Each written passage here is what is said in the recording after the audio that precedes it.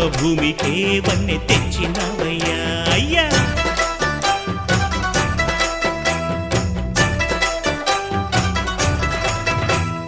మట్టి నుంచి పుట్టి పెరిగి మనిషైన వాణ్ణి, కట్టుబట్టలుంటే చాలు అనుకున్న వాణ్ణి, సాటివారి సేవకై బ్రతికున్న వాణ్ణి.